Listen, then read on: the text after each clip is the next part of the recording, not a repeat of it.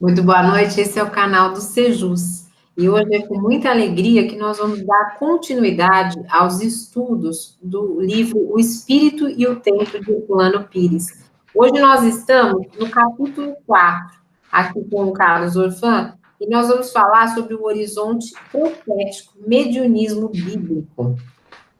Antes de mais nada, aquela nossa conexão com aquela inteligência suprema, com aquilo que acreditamos, nos ligando e pedindo cada vez mais que nós possamos ter serenidade para essa autotransformação na medida em que evoluímos moralmente, em sentimentos e intelectualmente. Então, vou dar boa noite ao Orfan e vou pedir para a gente já começar porque esse capítulo começa falando de liberdade, né? Vamos lá, Orfã? Boa noite. Ops, boa noite. Boa noite, Carla. Boa noite, amigos e amigas da comunidade do Sejus. Né? Uma alegria estar aqui de novo, né, Carla? Com você e com nossos amigos aí e amigas. Né? Bom, nós vamos, então, para a terceira parte, né, do livro O Espírito e o Tempo. Né? Já posso começar, Carla? Peraí, eu fiz um ops antes porque eu estava pondo o microfone. Pode começar assim, vamos lá, vamos começar conversando. Então, você falou de liberdade, né? É. Na verdade, assim, eu queria só falar um pouco do livro assim. Nós estamos trabalhando agora na quarta parte, que Herculano vai chamar de horizonte profético, né? E um subtítulo mediunismo bíblico, né? E ele falou então de três horizontes antes. Agora ele fala do quarto horizonte. Ele falou do horizonte tribal, do horizonte agrícola, do horizonte civilizado e agora do horizonte profético. E o que na verdade são esses horizontes? Né? Quem vai dar uma dividida e chamar isso de horizonte salvo engano, um estudioso que ele relata, que é o tal de Kirchensteiner, né? Que ele traduziu isso em horizontes culturais, que nada mais é do que as fases da evolução humana ao longo do tempo é caracterizada por detalhes, diferenças de pensar, diferença de se entender enquanto ser, de se entender enquanto agrupamento e de se entender, de ter a relação com a divindade. Então, essa maneira de pensar, de elaborar, de se entender e de entender o mundo e a divindade, ao longo da história da humanidade, desde os primórdios, Kirchensteiner vai chamar de horizontes culturais, né? Então ele tratou do horizonte cultural quando o homem vivia na tribo, ele estava saindo das cavernas, né? Para sobre ou nas cavernas ainda convivendo nas tribos, né? E ele vai falar daquele horizonte que o homem mal sabia conversar, mal sabia se comunicar, né? Depois ele vai falar do horizonte, a sociedade avança, o homem avança, vai se transformando um pouco essa cultura desse ser primitivo, e ele vai entrando, então, que ele chama de horizonte agrícola, ou horizonte cultural agrícola do homem, que é quando o homem começa a viver numa comunidade em que ele se estabelece na terra, que ele tem contato com a agricultura, por isso agrícola. Ele começa a plantar, colher, né, ter as técnicas de cultivo, e ele começa, então, já ter um outro tipo de cultura e entendimento das coisas. Né? Vai depois para o horizonte civilizado, que é o momento das grandes civilizações, né? Egípcios, os gregos, né? Os babilônios, né? Os hebreus. Né? Então, já vai mudando um pouco o conceito e a cultura desse ser, que está em crescimento, né? Material e espiritual. Né? Então, passado isso, nós vamos entrar no horizonte que ele chama de horizonte profético, que é uma nova fase da civilização.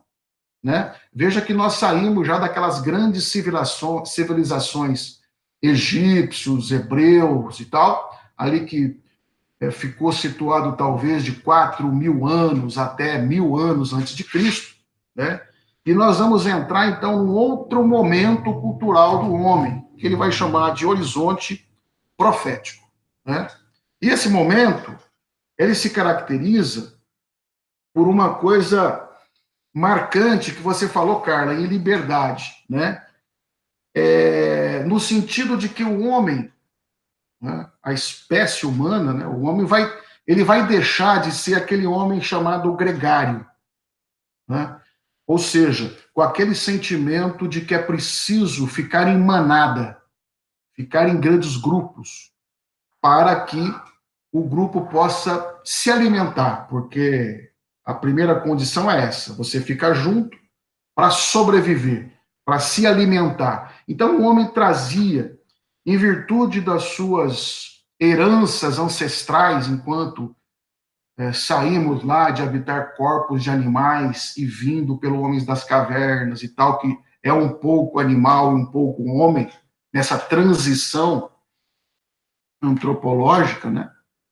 Se é que podemos chamar assim isso aí.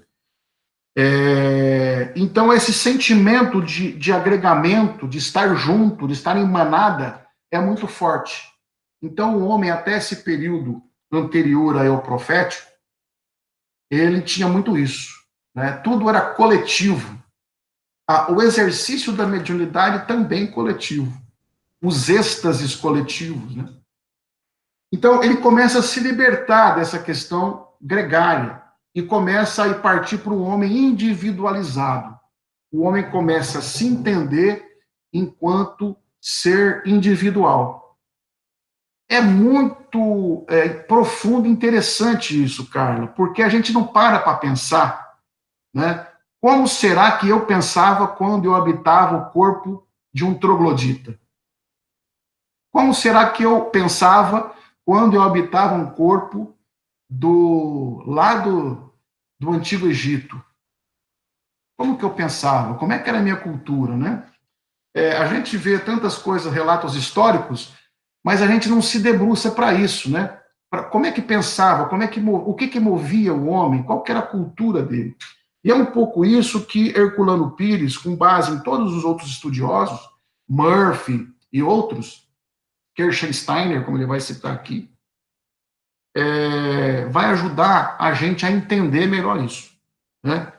Então, como eu dizia, o homem sai desse sentido gregário, de rebanho, e começa a se individualizar. Eu quero fazer uma... Oi. Só fazer uma parte aqui. É importante a gente olhar isso, por quê? Porque até hoje, é como história, né? Eu estou fazendo um curso de história lá na Universidade de Pampédia, Fórum de Pedagogia, então a história tem vários tempos que o homem recorre à divisão para poder entender, mas todos esses tempos acabam meio que em continuidade, né? Que é o que se misturando, né? Ele vai falar disso mais para frente. Herculano vai falar. Ele vai falar, se desenvolve como ele usa até uma palavra latina, continuum, né? Então, é sem solução de continuidade. Então, na verdade, esses períodos se misturam, eles estão muito misturados. Nós vamos falar um pouco disso, se der tempo, cara. Tá bom. A gente vai falar um pouquinho. Mas, então, o que eu acho que é muito interessante neste horizonte que provavelmente você vai desenvolver essa ideia, é que com a individualidade surge aí esses sábios, esses místicos, poetas, profetas. Os profetas. Está até hoje com a gente, né? Tem uma turma que continua ligada a esse tipo de pensamento, isso é legítimo. As religiões pentecostais estão aí para não deixar, né? legítimo. Tanto é que eles se reportam aos textos bíblicos mais ao Antigo Testamento do que ao Novo Testamento. Eles estão na época dos profetas ainda, né? Só que eles acabam se apegando tanto à letra, em alguns casos, que vira fundamentalismo, né? Aí pois a gente tem que olhar. Pois mas a gente precisa caminhar para frente. Só para situar um pouco, então, os nossos amigos e amigas aí no estudo, nós estamos falando de um período, de um momento da humanidade, mais ou menos entre o século 900 a.C. a 300 antes de Cristo. Então, nós estamos falando de um período aí de mais ou menos 600 anos antes de Cristo, né? De 300 antes de Cristo até 900 antes de Cristo. E ele também traz aqui uma localização desse período. De que humanidade nós estamos falando? Nós estamos falando de uma humanidade mais ou menos circunscrita num quadrilátero. Se a gente imaginar o oceano, o mar Mediterrâneo, a gente tem a Grécia, do povo grego ao povo egípcio, atravessando o mar Mediterrâneo até no Egito, da Grécia ao Egito, que vai para cá até entrar na região da Palestina, Índia, China. Então, esse quadrilátero, assim, mais ou menos, né? Então, nós estamos falando dos povos gregos, egípcios, se estendendo até a região da Palestina, China e Índia. Né? Nós estamos falando desses povos. Quer falar alguma coisa? Esse mapinha foi sensacional, porque eu não tenho localização, senso de localização, aí eu obrigada. Eu tentei até fazer um mapinha aqui no livro, tudo rabiscado, não sei se você vê, fiz até a botinha da Itália, Grécia e tal, né? Para mim foi ótimo. Mas é isso, né? É esse quadrilátero aí que onde, na verdade, se concentra a civilização antiga, né? É nesse período, nesse local. Então, ele vai dizer exatamente isso, né? O homem vai se individualizar. Ele cita até a tese de Narciso, né? Ou a história de Narciso, o mito de Narciso, quando ele se vê a imagem refletida na água e se apaixona pela sua imagem. Ele vai dizer que é isso mesmo. Ele vai dizer que o homem começa a se encantar consigo mesmo e com as suas potencialidades. Quando ele se distancia da grei, ele vai chamar aqui, que é a grei, quer dizer, esse sentido gregário. A grei é o rebanho, o grupo, né? Então, ele vai ficar assim extasiado com isso, né? Puxa, eu posso fazer muitas coisas, eu penso sozinho, eu sobrevivo sozinho, eu sou digno de respeito, né? Então, portanto, eu também tenho que respeitar os outros e tal. Esse sentimento aflora no homem nesse período chamado profético, né? Que é caracterizado, então, cara, por o que você falou. Essa sensação, esse sentimento de individualidade do homem dá o sentido, dá os movimentos chamado profetismo, né? Que é o movimento organizado e dirigido por um profeta, que é aquele, não mais um simples instrumento mediúnico do tempo gregário, mas é alguém, na visão deles, claro, né? Na visão cultural do momento, é alguém que era capaz de falar diretamente com Deus, né? De dialogar com o próprio Deus e trazer a todos os demais a palavra e a orientação do próprio Deus. É lógico que o Deus que esses profetas dialogavam, consultavam e falavam, que eles entendiam ser Deus, e, portanto, o profeta era um homem, né, enfim, idolatrado, né, não era Deus, né, mas sim um espírito protetor da família, protetor da coletividade, né? Era com os espíritos que ele falava, é claro, mas ele achava que falava com Deus. E esse movimento, cara, se eu por acaso passar rápido alguma coisa, você me dá uma trazida aí. Tá bom? Porque eu estou tentando discorrer tudo, ver se a gente, né, consegue aqui. É só importante a gente notar o seguinte, que veio uma estrutura histórica que propiciou esse desenvolvimento. Então, começou o desenvolvimento de leis em toda aquela sociedade politeísta, da ética, dos códigos romanos e de todas as civilizações, e a partir dessa questão política, social, que também o espiritual acompanhou, porque senão as pessoas dizem, elas ficam achando que cada coisa acontece separada da outra, né? E, na verdade, tem um planejamento aí divino que a gente vê claramente a espiritualidade atuando e o planejamento divino. Lógico. É exatamente essa a proposta de Herculano, né? Tanto é que ele fala antropologia espírita, né?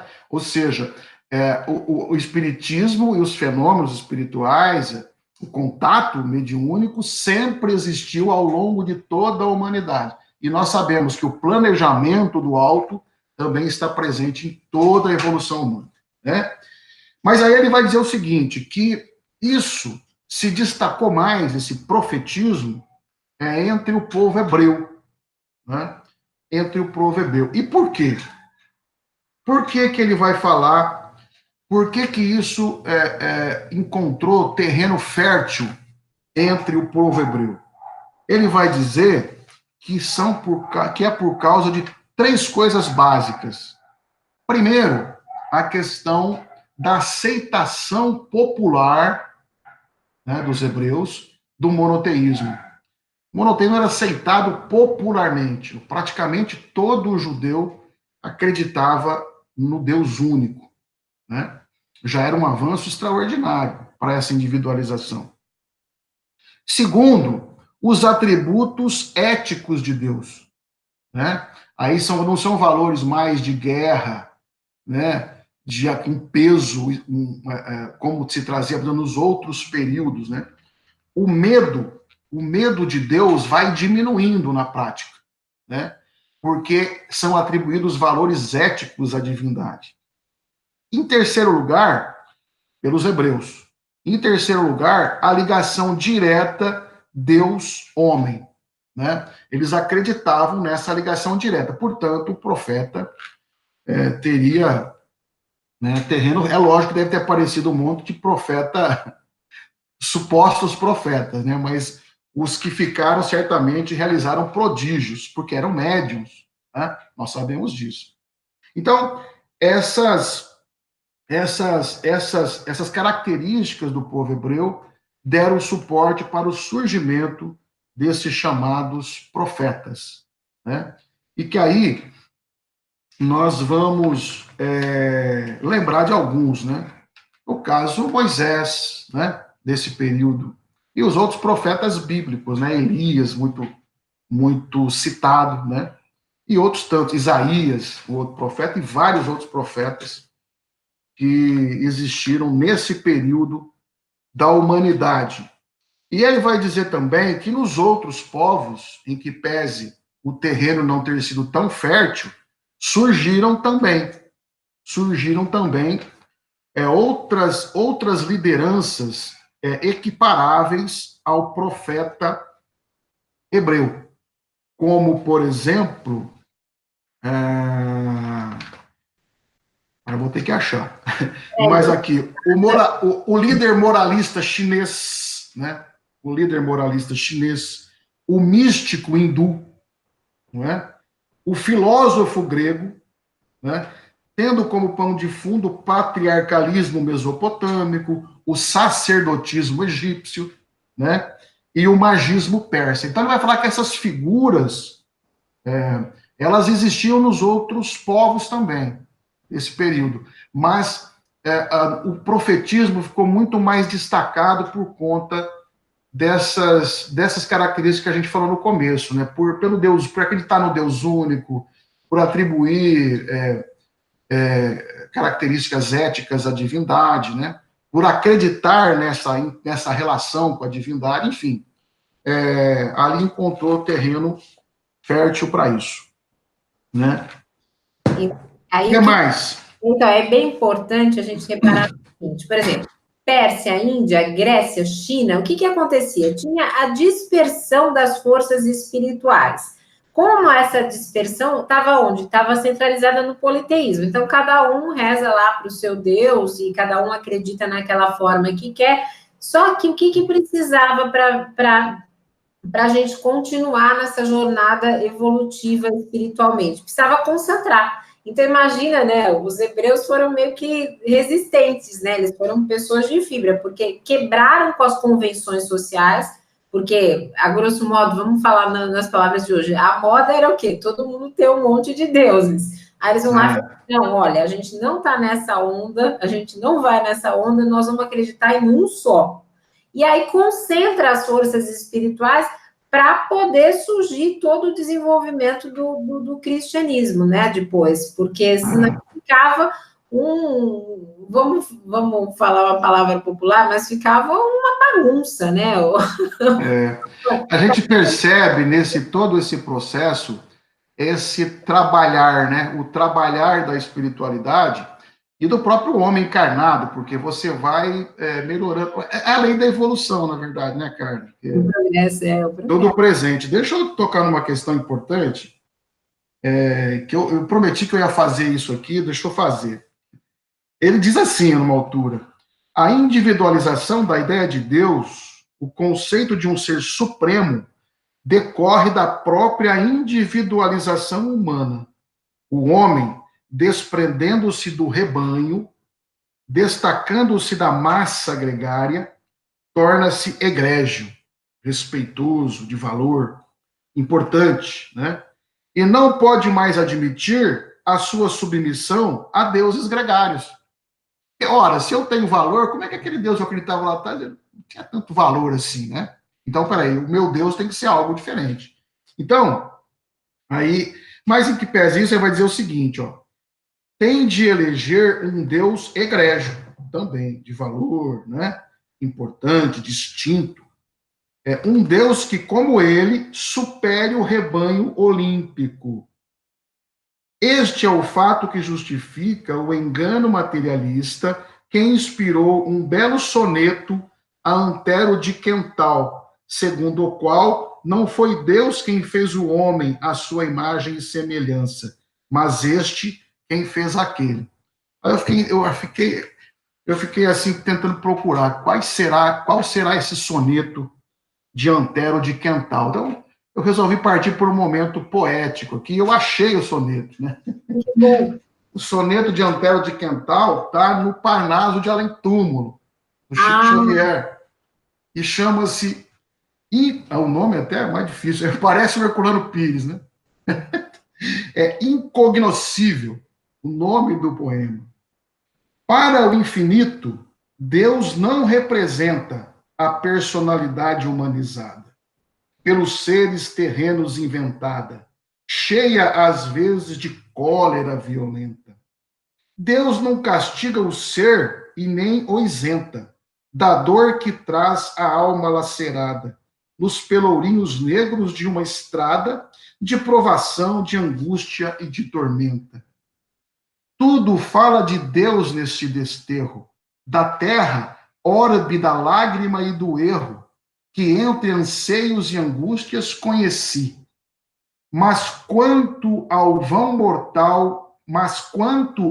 mortal ainda se engana, que em sua triste condição humana faz a essência de Deus igual a si.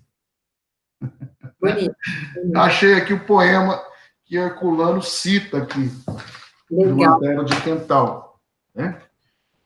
Carla, você tinha tocado alguns pontos antes, eu falei de todos do que você tinha dito? Falou, né? Mas tem um ponto aqui nesse capítulo que me chama muita atenção, que é Sartre. Né? Sartre. Ele cita Sartre aqui, né? Eu estudo filosofia fora da filosofia espírita. E aí ele vai dizer o seguinte, que o Sartre vai dizer o seguinte, olha, que ele resume, né, muito resumidamente, ele diz assim, existo no meu corpo e essa é a sua primeira dimensão, meu corpo é utilizado e conhecido por outro, e essa é a segunda dimensão, eu existo por mim como conhecido por outro a título de corpo, e essa é a terceira dimensão ontológica do meu corpo. E aí ele vai dizer o seguinte, que ao reconhecer a existência do corpo, na massa da espécie, o homem já se projeta para fora de si mesmo na relação social. E esse indivíduo social é a transcendência imediata do indivíduo biológico. Então, isso aqui é um prato cheio, inclusive para os sociólogos, né? Que o Elias não está aqui com a gente hoje. Mas eu acho interessante porque o Herculano era muito ligado em todo esse movimento, toda essa intelectualidade que crescia, e ele trazia isso para o espiritismo de forma muito rica, né? Por isso que a leitura, às vezes, do Herculano é até um pouco mais difícil, porque você tem que ter um conhecimento grande. E mais para frente ele vai falar um pouquinho também de Platão, da República, e até de Marx, mas eu vou devolver a palavra para você. Pois é, ele já vai preparando aí, quando ele cita Marx, Platão, da República e outros, ele vai já preparando o terreno para entrar no novo horizonte cultural, que é o espiritual, né? E uma questão interessante que você tocou, é bom reforçar, que esses horizontes, essa cultura se mistura. Ele vai dizer aqui que, por exemplo, no horizonte profético, com o povo hebreu, iniciando o horizonte profético ali na região, né, da Palestina, quando eles vêm para a chamada Terra Prometida, Canaã, ele encontra o horizonte agrário, né, ele encontra ali o horizonte agrário nos cananeus, né? Não sei se eu falei certo o nome, mas da população pré-existente ali, né? E também o horizonte civilizado que eles traziam da civilização egípcia e tal. Então, existe uma mistura. Na verdade, o horizonte profético, a cultura do horizonte profético, Herculano vai deixar isso claro, não é uma sucessão de horizontes culturais, onde entra um e o outro já saiu fora. Eles se convivem em muitos momentos, né? Povos ainda no horizonte agrário, povos já no horizonte profético, né? E com certeza alguns ainda até no horizonte tribal, né? E é mais ou menos o que a gente tem hoje, uma mistura, né? A gente tem culturas diferenciadas. Provavelmente nós estamos vivendo horizontes culturais distintos ainda entre nós, né? Mas tem uma questão aqui que ele toca e que o Albani e o Felipe tocou lá no grupo. Ele diz assim: assim como os goim, goim são os gentios, os não judeus, né? Assim como os não judeus, os gentios, os goim, não compreendiam Israel, e assim como os próprios israelitas não compreenderam Cristo, assim também o pensamento pragmatista, positivista ou materialista de hoje, não pode compreender o sentido e a natureza do cristianismo, que atinge no espiritismo, a sua mais perfeita expressão. E os cristãos formalistas não compreendem a natureza e o sentido libertários do movimento espírita. É essa a nossa grande luta, né, Carla? Enfatizar o sentido libertário do cristianismo, calcado no espiritismo. O espiritismo, como diz Herculano, é a mais perfeita, até o momento, né? A mais perfeita manifestação do cristianismo, né? Nossa Então, luta, como lembrando o Sérgio até nas aulas lá que ele deu no Paz e Bem, é a gente conseguir mostrar para as pessoas que nós somos cristãos, né? Porque pois é. tem, inclusive, movimentos espíritas que não acreditam nisso também. Então, é a nossa dizer, olha, gente, estamos juntos. A gente está junto nessa linha, desenvolvendo isso. E aí, o Herculano vai dizer o seguinte, olha, o reino de Deus é uma conquista progressiva. E Jesus, quando fala de reino de Deus, ele vai confirmar a natureza espiritual do homem que transcende a material. Então, e é uma liberdade, no fundo, né, Orfã? Porque pensar que o profeta se comunica direto com Deus, né, mesmo que seja a espiritualidade superior, mas que era para ele Deus, e que ele não precisa mais de sacerdote nem deuses, é uma liberdade, porque você deixa de ser refém de tudo isso, né? Você passa a ser o artífice da sua evolução, que é uma coisa que a gente também vive falando dentro do espiritismo. Então, acho que é isso. Eu vou te passar aí, acho que a gente já está com um tempo bastante grande, eu vou te passar aí para ver o que você tem aí de considerações finais aí do capítulo. Ele vai falar mais para frente que essa questão da sobrevivência, a luta pela sobrevivência, em outras palavras, ele vai dizer, mas eu prometi para mim mesmo e para a Carla aqui antes de começar a gravar que eu ia tentar traduzir isso em palavras para nós simples mortais, porque é muito difícil o livro. E a linguagem é muito acadêmica, eu não diria erudita, talvez muito sofisticada, e não sei se erudita é o termo, mas acadêmica. Então, eu também não sei se eu consegui traduzir, se eu entendi, mas no meu entendimento é isso que o livro quer dizer. Mas ele vai dizer que isso vai dificultar o horizonte espiritual, o homem espiritual, né?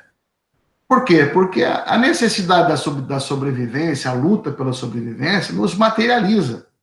Acaba nos materializa, porque nós temos que comer, que vestir, enfim, né?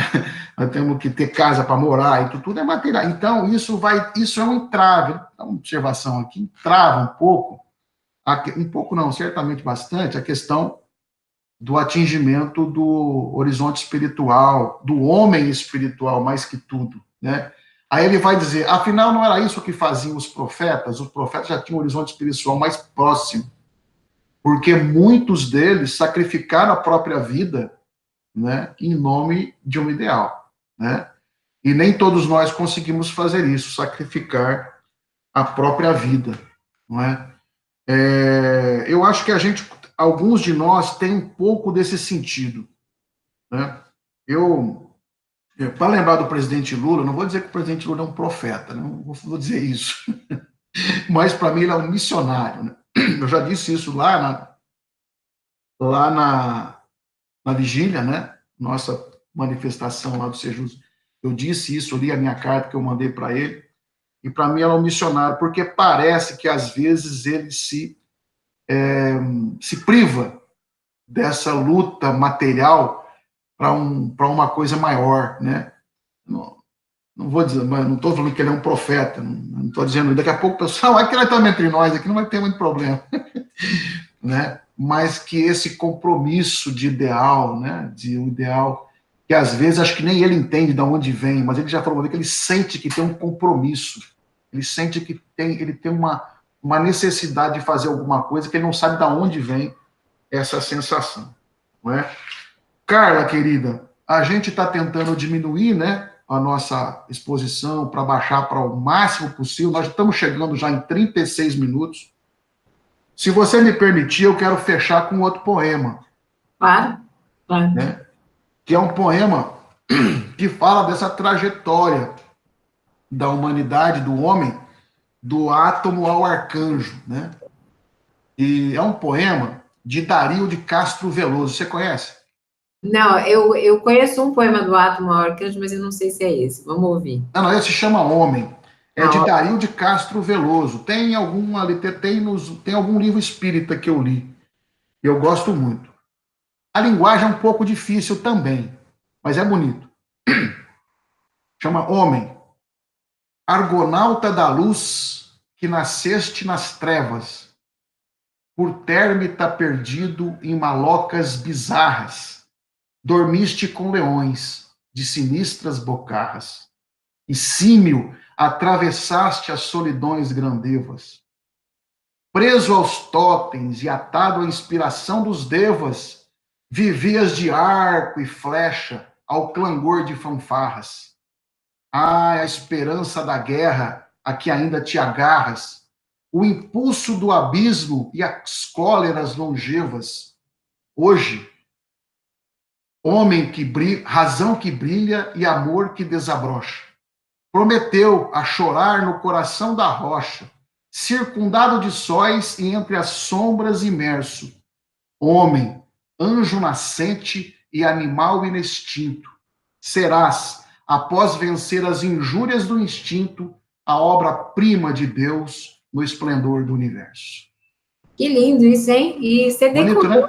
Bonito, né? Você decorou. Eu decorei porque eu achei tão bonito que eu fazia umas palestras na casa e eu guardei que eu repetia esse poema para falar um pouco da caminhada evolutiva do homem, né? Eu acho legal. Legal. Bonita, né? Ele nos reporta um pouco a isso. Ele fala mais das questões materiais do poema. Ele fala mais da evolução material, né? Se bem que ele fala depois, atado preso aos totens, a inspiração dos devas, né? E aí toca um pouco no lado espiritual, sobretudo hindu, né? Mas, enfim, fala dessa evolução do homem. Eu achei legal. Legal, depois você me passa ele por escrito, eu ponho na descrição do vídeo, porque se a comunidade quiser, aí fica disponível para quem multiplicar isso, e a gente pode multiplicar nas redes sociais também. Então, nós vamos chegando ao fim, agradecendo o Orfan, pedindo que você curta esse vídeo, se você gostou, e compartilhe, e nos ajude a divulgar os estudos que fazemos, a divulgar a doutrina espírita, e nós, aos poucos, coletivamente, irmos também progredindo nos nossos horizontes aí, espirituais, né, Orfã? Pois é, Carla. Eu acho, Carla, que ficaram algumas coisas sem comentar, né? E até importantes, mas não dá tempo, né? Então, é interessante que a gente vai estudando junto, lendo e relendo, para a gente poder tentar extrair o melhor de Herculano Pires, do pensamento dele nessas linhas.